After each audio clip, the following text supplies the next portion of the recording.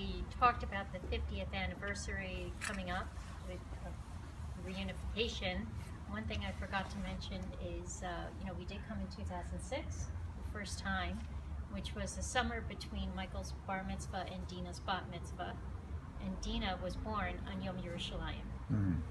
So we made sure during that trip, even though the war was occurring at the time, we were not canceling our plans. We were determined to come.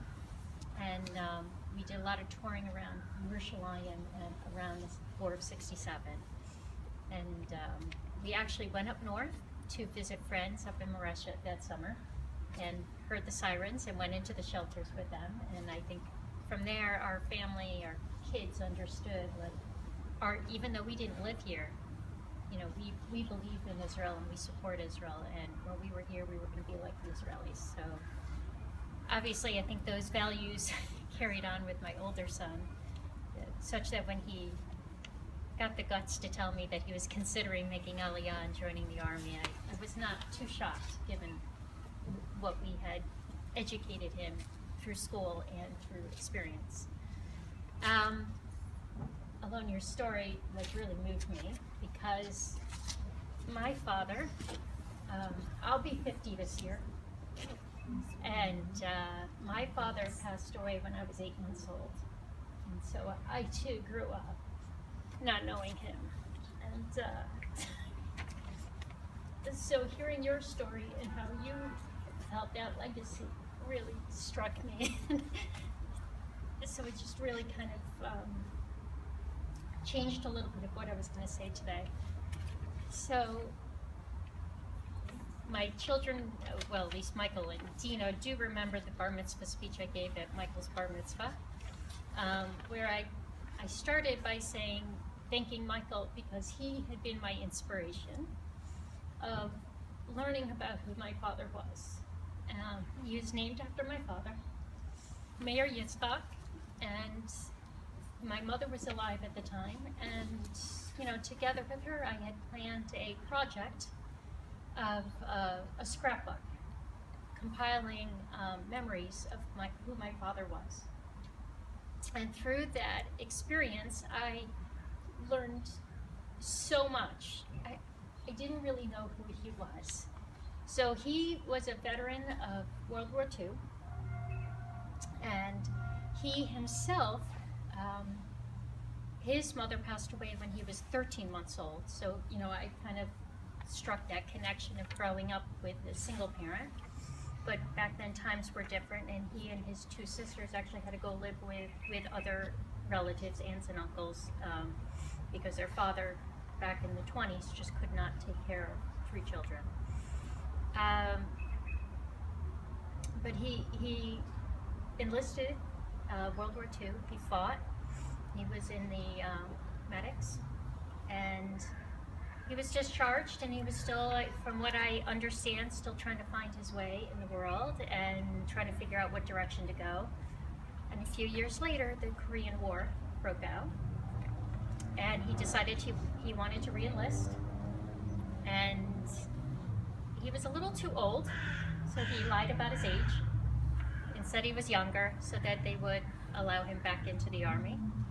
Back then, without computers, nobody could really verify anything, and perhaps they were desperate for people, I don't know. So he re-enlisted and he served in the Korea War.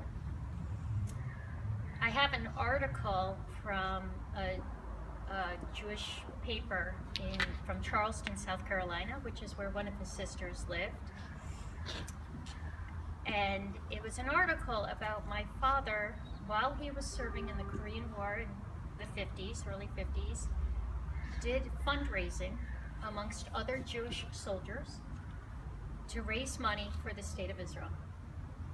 And he collected those funds and sent them to his sister in Charleston, who then made sure they went on to the organization to support Israel back in the 1950s. My father never, to my knowledge, ever came to Israel.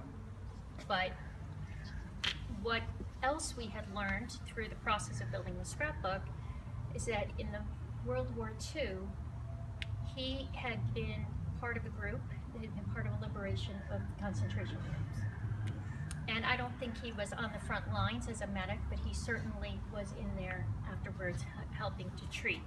So he saw firsthand the Holocaust and the effects of it, and I think from there it had really built his Jewish identity such that when he was in the Korean War, he felt the need to raise money for Israel.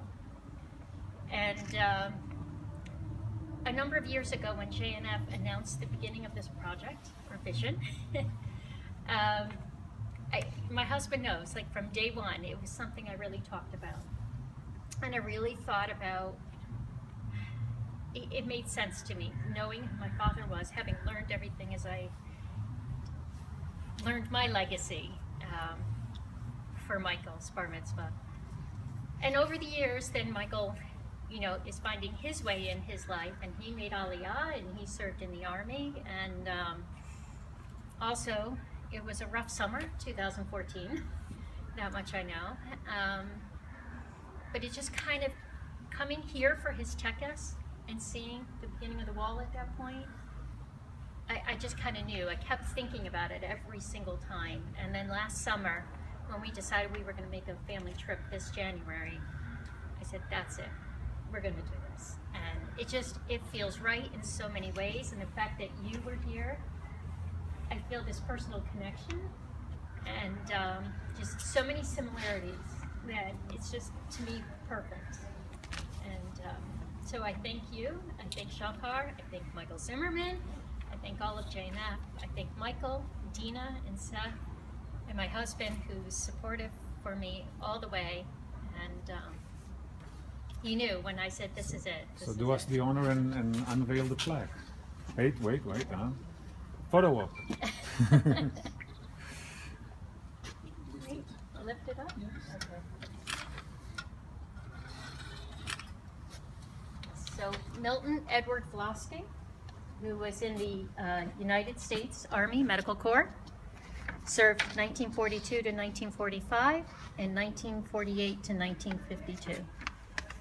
And we put Syracuse, New York. He was born actually in Newark, New Jersey, but he kind of was a nomad as he moved around with the Army and here and there. But his roots and where he lived after marrying my mother and raising marrying my mother and having 3 children, and my mother raised me and my 2 siblings in Syracuse, New York, and he is buried in Syracuse, New York. So. And then we need a family picture by the wall. Give this to me, please, Andrew.